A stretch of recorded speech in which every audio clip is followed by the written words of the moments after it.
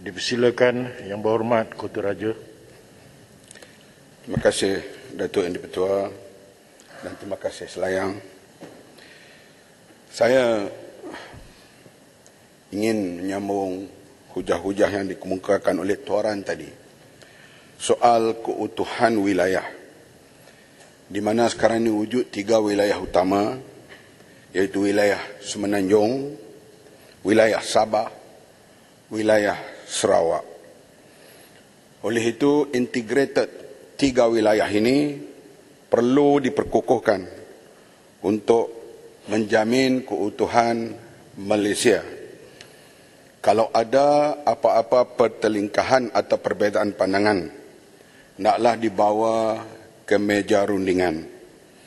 Kita melihat tren kebelakangan ini, terutama tunjuk-tunjuk perasaan yang diadakan di Australia untuk menuntut soal kalau boleh tidak berada dalam integrated Malaysia ini, perlu diambil perhatian secara serius. Kalau soal pembangunan didapati tidak seimbang, kita cuba seimbangkan ketiga-tiga wilayah ini supaya ia menjadi lebih utuh dan kuasa federal government itu dapat dilihat oleh rakyat di semua wilayah. Sebab itulah soal jaminan keselamatan mesti diberikan oleh federal government kepada wilayah-wilayah, terutama di wilayah Malaysia Timur. Kalau mereka di sana merasakan bahawa kehidupan mereka terancam, maka mereka akan mencari keamanan secara lain. Sebab itu saya yakin federal government memberi jaminan keselamatan kepada semua wilayah yang berada di Malaysia. Kita juga hendaklah menjaga supaya tuntutan Kesultanan Sulu ini tidak membawa satu pergolakan baru di Sabah sekarang ini. Karena sebarang cocokkan daripada luar atau usikkan daripada luar atau adu domba daripada luar boleh menterjebakkan rakyat dalam suatu kancah. Saya yakin perkara ini tidak akan berlaku di Malaysia, tetapi berhati-hatinya amat perlu untuk menjaga keutuhan wilayah dan integrasi antara wilayah-wilayah. Di antaranya soal pembangunan dan keselamatan adalah menjadi perkara utama dalam memelihara kedaulatan Malaysia ini. Perkara yang kedua saya ingin sentuh pada hari ini ialah kerajaan hendaklah buat secara jangka panjang infrastruktur yang baik, terutama di Lembah Kelang, kerana di sinilah nadi ekonomi Malaysia. Kita lihat kejadian banjir baru-baru ini, kita lihat ada pihak kementerian itu menyalahkan kementerian ini menyalahkan kementerian ini. Mesti disatukan, dipadukan, terutama di bawah Jabatan Perdana Menteri, untuk menyelaraskan pembangunan di Lembah Kelang yang penduduknya lebih kurang 7 juta, yang menjadi nadi kepada pembangunan di Malaysia ini. Segala bentuk pembangunan, pelajaran, pelancongan, pusat ekonomi, MITI dan sebagainya berada di Lembah Kelang ini. Sebab itulah bila berlaku banjir mengejut yang rakyat dan juga kerajaan hilang berbilion ringgit ini, naklah menjadi satu iktibar perhatian kepada kita semua, khasnya mereka yang berkuasa, untuk melihat perkara ini secara serius supaya kalau berlaku lagi malapetaka pada masa akan datang, maka kerosakan tidaklah berlaku sebegitu teruk seperti berlaku pada tahun ini. Menyelaras bantuan kepada bangsa-bangsa banjir mesti diteruskan dan perincian banci menyeluruh perlu dibuat. Mesti ada kerjasama antara kerajaan negeri dan kerajaan persekutuan secara insentif untuk membantu rakyat ini. Dan jangan ada langsung pilih kasih soal parti, soal kaum, soal agama. Dan yang pentingnya, mangsa ini perlu dibantu. Inilah seruan, dan di kawasan saya sendiri banyak lagi mereka yang mengalami kerosakan harta benda belum dapat gantian yang agak sempurna ataupun untuk meneruskan hidup mereka yang lebih sempurna pada sekarang dan juga pada masa yang akan datang. Saya juga ingin menyentuh soal apa yang disebut oleh Seri Paduka Baginda Yang di-Pertuan Agong soal veteran tentera. Memanglah kali ini ia menjadi titah diraja kerana soal ini soal yang telah lama berkumandang, terutama di kalangan bekas-bekas tentera. Mereka memang yang berpencen pun kadang-kalanya umur 40 sudah pencen. Sebab tentera lain-lain pangkat yang berpangkat bawah tidak boleh bekerja sampai umur 60 tahun. Mereka pencen umur 39, umur 40, 41 dan mereka masih berada dalam baru membentuk keluarga dan sebagainya, tiba-tiba mereka pencen. Oleh itu mereka perlu dibantu dengan keuangan negara yang kita boleh rancang dari masa ke semasa. Tambahan pula mereka yang dapat pencen tahun 2004 ke bawah, di mana pencen seorang jeneral lebih kurang sama dengan pencen seorang lieutenant sekarang ini. Karena jarak pencen itu memanglah, masa saya jadi Menteri Pertahanan pun kita berbincang perkara ini, bagaimana nak merapatkan jurang pendapatan ini. Sebab mereka yang berpencen sebelum 2004 berada dalam paras kemiskinan. Walaupun dia berpangkat kapten, berpangkat major dan sebagainya, kerana pencen mereka hanya RM1,000-2,000 ringgit. Dalam keadaan kos sara hidup yang ada sekarang, mereka berada di bawah paras kemiskinan. Sekarang harga minyak naik melambung. Lebih daripada $100 satu tong. Mungkin akan berlanjutan agak lama kerana kita tidak tahu krisis yang berlaku antara Ukraine dan Rusia ini bila akan berakhir. Kenaikan harga minyak ini dan Petronas mendapat pendapatan yang agak baik dan negara sudah tentulah akan menggunakan pendapatan ini. Di antaranya lihatlah veteran, termasuklah bekas polis ke, bekas tentera ke, mereka yang terpaksa bertarung hidup setelah mereka bersara. Terutama sekali saya kata tadi, tentera saraan mereka dalam umur yang begitu muda, melainkan yang pangkat yang agak tinggi. Oleh itu kita harap perkara ini menjadi satu tindakan setelah Yang di-Pertuan Agong sendiri membuat seruan soal supaya golongan veteran ini diambil perhatian khusus. Dan ianya boleh bincang di semua kementerian, termasuk di JPN, di JPA dan semua di bawah Jabatan Perdana Menteri berbincang. Bagaimana kalau perlu pindah enactment dan sebagainya, bawa ke parlimen ini, kita boleh menyokong untuk membantu mereka ini. Perkara seterusnya ialah saya ingin menyentuh soal 1MDB lah.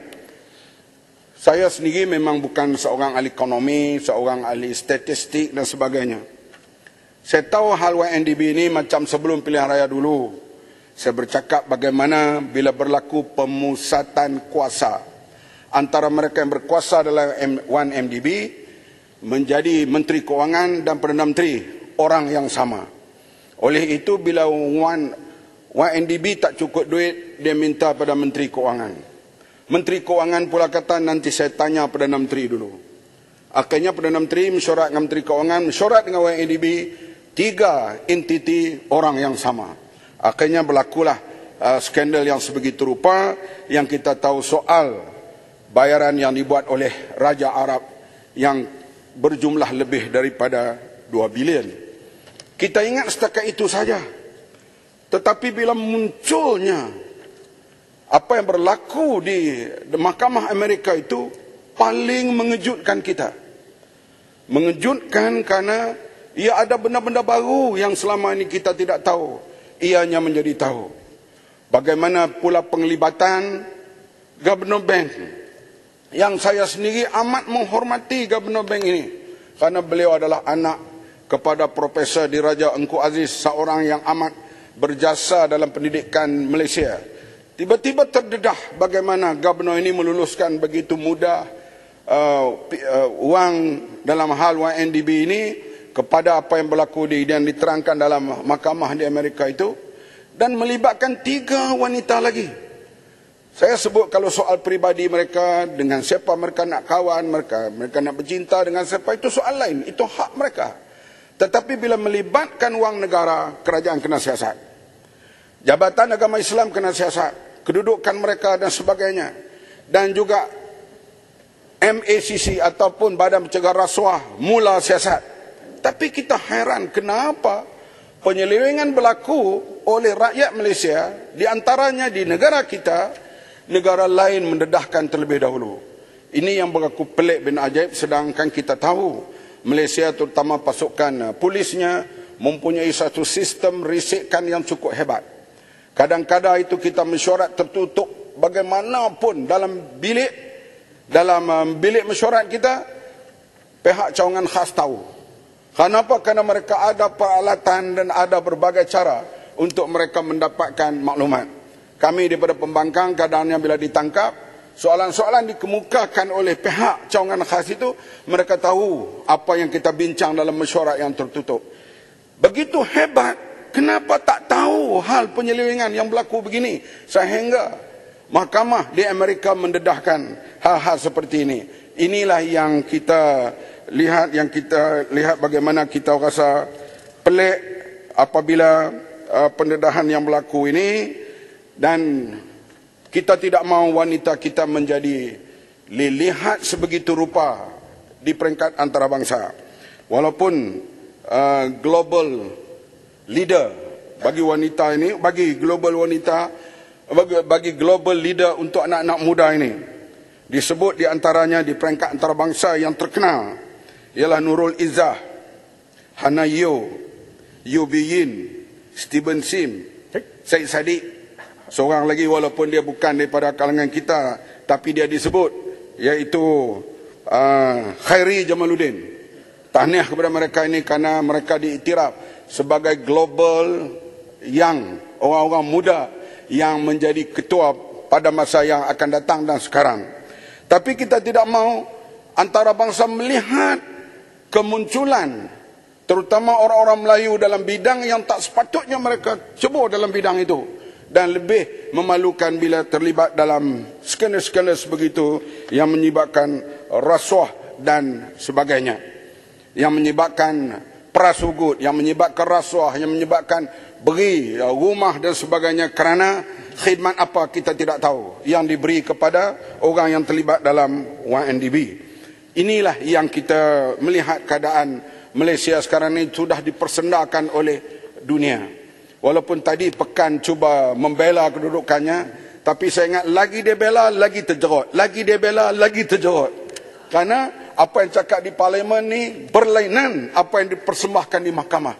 Sebab di mahkamah, kita tahulah, kita biasa masuk mahkamah berkali-kali, dia tidak boleh merapu. Kerana kalau kita memberi pandangan yang lain, ada pihak peguam yang lain pula akan mencelah dan juga membetulkan keadaan itu. Fakta dalam mahkamah lebih jauh jelas daripada ucapan secara bebas di parlimen ini. Sebab itu Pekan boleh cakap apa saja yang dia nak bela dirinya, itu haknya. Tetapi mahkamah telah menentukan dia bersalah di dua mahkamah dah. Hanya tinggal satu mahkamah saja lagi. Ditambah pula soal sumpah dan sebagainya. Sumpah saya tak kenal jolo. Sekarang bila berlaku penjaraan di mahkamah, di Amerika kita lihat gambar-gambarnya dengan jolo. Jadi orang boleh sumpah, orang boleh cakap itu, dia tak kenal itu, tak kenal ini. Tapi bila berlaku pemberitaan di mahkamah, terdedah segala-galanya. Perkara yang... Ya. Sekejap. Kota Raja, terima kasih. Ya. Speaker, apa pandangan Kota Raja apabila Pekan ingin menggambarkan bahawa 1MDB itu tidak merugikan negara? Dia seolah-olah sebagai seorang pencuri yang telah mencuri, lepas itu tuan rumah dia buat claim insurans dan dia dapat bayaran daripada syarikat insurans. Maka pencuri itu berkata, Alhamdulillah, ya saya curi pun tapi tuan rumah ada untung. Dia kata, tak rugi 1MDB. Dia kata, pencuri yang tak tahu malu. Apa pandangan Kota Raja? Ini memanglah satu perkara yang pelik, cuba menegakkan benang yang basah. Sedangkan ianya telah dibicarakan di mahkamah, bukan tuduhan palsu atau rekaan. Ia yang dibicarakan di mahkamah Malaysia dan Mahkamah Amerika. Mungkin selepas ini ada lagi perbicaraan di mahkamah lain negara soal 1MDB ini. Sebab itulah dia hanya semakin membesar, bukan semakin mengecil. Perkara yang seterusnya saya ingin sentuh ialah soal pilihan raya yang berlaku di Johor sekarang ini. Semalam saya hadir dalam majlis ceramah. Majlis kami kena fine RM3,000. Karena di antaranya saya sebut iaitu tak pakai mask. Sedangkan dalam parlimen kita berucap tak perlu pakai mask. Yang kedua, jalan masuk dan jalan keluar mesti ada. Sedangkan kita buat di hadapan pejabat, orang berada di hadapan, tak ada jalan masuk dan jalan keluar. Dan satu lagi soal SOP. Perdana Menteri berjanji untuk melonggarkan. Saya sebut dalam bertemu dengan Perdana Menteri kemarin, kata kenapa tidak boleh kita buat ceramah kehadiran 100 orang sehingga pukul 11. Perdana Menteri kata kenapa sampai pukul 11, kenapa tidak pukul 12? Kerana COVID pukul 10 dengan COVID pukul 12 serupa aja. Jadi kita lihat pengakuan Perdana Menteri lain, apa yang berlaku di lapangan lain. Oleh itu kita harap Perdana Menteri membuat arahan-arahan kepada pegawai-pegawai supaya bertindak dengan sens. Di Malaysia ni memang rakyat jenis patuh. Kalau di negara barat kita lihat mereka tak puas hati, tak ada SOP, keluar berdemonstrasi. Seperti di Kanada, menggunakan kontena dan sebagainya untuk menyekat jalan dan sebagainya. Demonstrasi di England dan sebagainya. Kita tidak seperti itu. Tetapi pihak pegawai-pegawai kerajaan menjalankan tugas dengan wisdom. Jangan kita lihat golongan ini boleh, golongan ini tak boleh. Yang pentingnya kita naklah menjaga keharmonian untuk semua. Yang seterusnya saya ingin menyentuh soal kita memanglah tidak setuju sama sekali Rusia menyerang Ukraine. Tetapi yang nak mengkritik Rusia itu siapa? Amerika.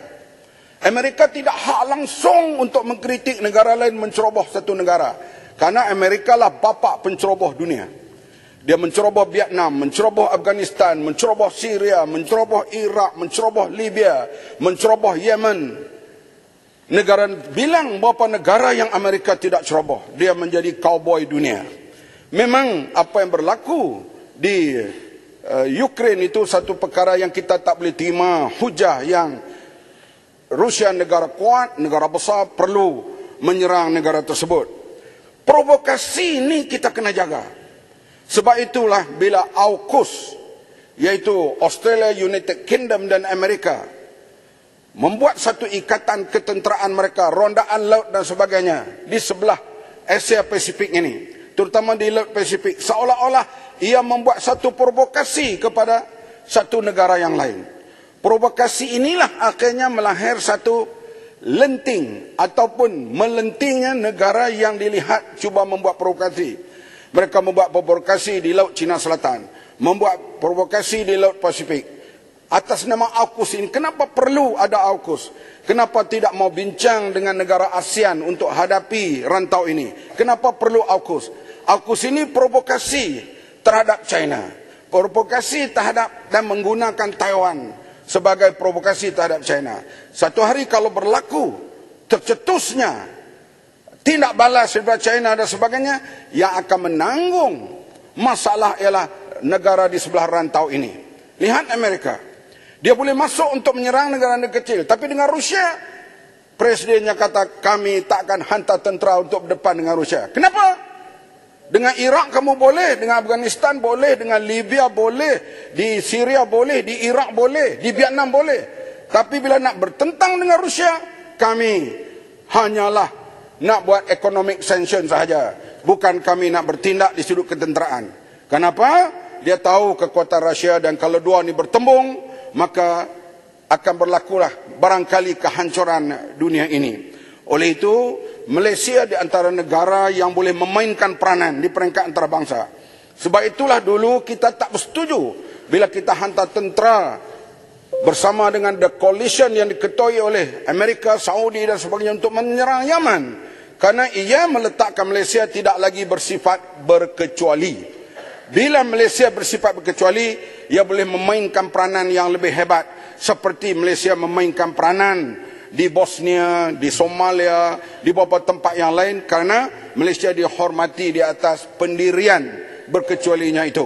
Sebab itu kita bertindak cepat. Kita mau kalau nak hantar tentera ke luar negara, biarlah di atas nama United Nations, iaitu di atas nama pasukan pengaman, bukan pasukan penggempur mana-mana negara.